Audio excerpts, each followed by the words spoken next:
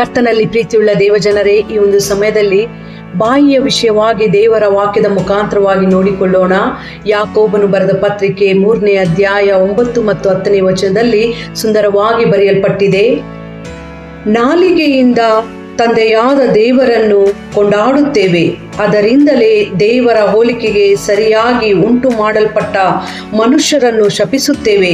ಅದೇ ಬಾಯಿಂದ ಸ್ತುತಿ ಶಾಪ ಎರಡೂ ಬರುತ್ತದೆ. ನನ್ನ ಸಹೋದರರೇ, ಹೀಗಿರುವುದು ಯೋಗ್ಯವಲ್ಲ.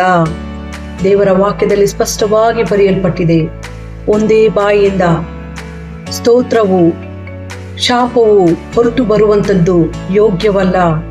ಅನೇಕ ಸಾರಿ ನಮಗೆ ಕೊಟ್ಟಿರುವಂಥ ಬಾಯಿಂದ ನಾವು ಜನರನ್ನ ಶಪಿಸುವುದನ್ನ ಕಾಣುತ್ತೇವೆ. ಇಹಲೋಕದ ಕೋಪ ಕ್ರೋಧಕ್ಕೆ ಒಳಗಾಗಿ, ದ್ವೇಷಕ್ಕೆ ಒಳಗಾಗಿ ಜನರನ್ನ ಶಪಿಸುತ್ತೇವೆ. ದೇವರ ವಾಕ್ಯದಲ್ಲಿ ಸ್ಪಷ್ಟವಾಗಿ ಬರೆಯಲ್ಪಟ್ಟಿದೆ, ದೇವರು ನಮಗೆ ಕೊಟ್ಟಿರುವಂಥ ಬಾಯನ್ನ ನಾವು ಆತನನ್ನು ಆರಾಧಿಸ್ಲಿಕ್ಕಾಗಿ, ಆತನನ್ನು ಸ್ತುತಿಸ್ಲಿಕ್ಕಾಗಿ, ಆತನನ್ನು ಕೊಂಡಾಡ್ಲಿಕ್ಕಾಗಿ ನಾವು ಉಪಯೋಗ ಮಾಡಬೇಕಾಗಿದೆ. ಯಾಕಂದರೆ ಆತನು ನಮ್ಮನ್ನ ಸೃಷ್ಟಿ ಮಾಡಿದ್ದಾನೆ. ಆತನ ನಾಮವನ್ನು ಮಹಿಮೆ ಪಡಿಸ್ಲಿಕ್ಕಾಗಿ ಅದನ್ನ ಮರೆತು ಬಿಟ್ಟವರಾಗಿ ನಾವು ಅನೇಕ ಸಾರಿ ನಮಗೆ ಕೊಟ್ಟಿರುವಂಥ ಬಾಯಿಯ ಮೂಲಕ ಜನರನ್ನ ಶಪಿಸುವಂಥವರಾಗಿದ್ದೇವೆ.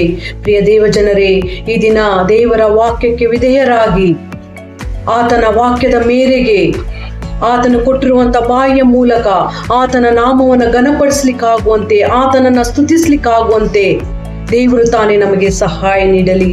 ದೇವರ ಈ ವಾಕ್ಯ ನಮ್ಮ ಆತ್ಮೀಯ ಜೀವಿತದ ಲಾಭಕ್ಕಾಗಿ ಉಪಯೋಗವಾಗಲಿ. ಆಮೇನ್.